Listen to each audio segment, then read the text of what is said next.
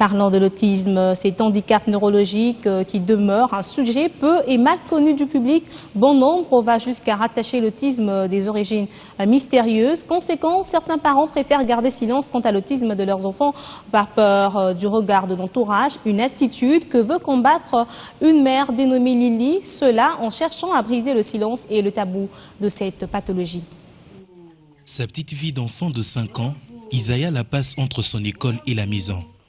Une vie d'enfant ordinaire, malgré son état autiste déniché un peu plus tôt grâce à l'instinct maternel de sa mère. Oui, Isaiah a eu un développement tout à fait normal et classique. Il était même un petit peu précoce jusqu'à l'âge de 15 mois. Il parlait, il jouait avec ses frères et sœurs sans problème. Et à partir de entre 15 et 18 mois, on a constaté, mon mari et moi, une régression. Ça veut dire qu'il a arrêté de parler, il a arrêté de jouer avec ses frères et sœurs. Il ne nous appelait plus, il ne disait plus papa, il ne disait plus maman. Et donc on s'est inquiété à ce moment-là. La confirmation de l'état de santé d'Isaiah atteint d'une déficience neurologique demeure un moment inoubliable pour ses parents. Par la documentation que j'avais, je savais déjà que c'était l'autisme. Et à la fois, oui, on est choqué parce que on a l'impression que tout l'avenir de l'enfant s'écroule. Et notre propre avenir aussi. Parce qu'il faut, disons-le clairement, quand on a un enfant avec autisme, il faut savoir que c'est un enfant qui reste dépendant.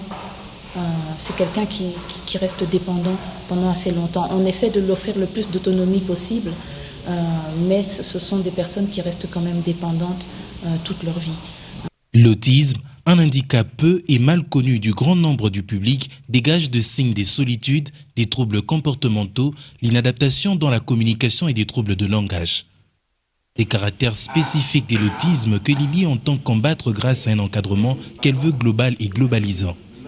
Pour y arriver, elle a fait appel à une assistance d'un éducateur spécialisé dans l'éducation des autistes. J'interviens à l'école 3 fois et puis 2 fois à la maison. À la maison, on se focalise beaucoup plus sur les activités d'autonomie. Par exemple, c'est brosser les dents, c'est faire pipi, caca, tout ça. On utilise beaucoup plus les pictogrammes, c'est-à-dire vous montrez l'image et puis vous dites que non, on va passer par l'acte. Mais en dehors de ça, on travaille quand même les activités cognitives. Dans l'ensemble, pour le moment, sur le plan cognitif, c'est-à-dire l'acquisition des connaissances, je suis au niveau de la reconnaissance des chiffres, on est presque à 25. Oui. Une tasse.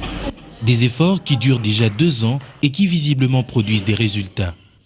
Une expérience que Lily aimerait pérenniser durant toute son existence. Et au début, c'est vrai que j'avais tendance à le comparer avec ses frères et sœurs. Et je trouvais que c'était lent. Mais j'ai appris j'ai changé mon regard. Vous savez, quand vous avez, avec l'autisme, on a des petites victoires qui sont petites à nos yeux, mais qui sont des exploits en fait, pour beaucoup de ces enfants. Et donc, j'essaye de l'encourager et je vois des progrès évidents. Comme vous avez pu voir comment il apprend la lecture. Il y a 1 an, moi je n'aurais pas pu m'imaginer que mon fils apprendrait à lire. Briser les tabous face à un sujet que beaucoup n'osent pas aborder, les enfants autistes sont souvent victimes de discrimination et de stigmatisation pour la plupart métaphysiques. Malgré tout, Lily espère un jour obtenir gain de cause et invite ses pairs à l'acceptation.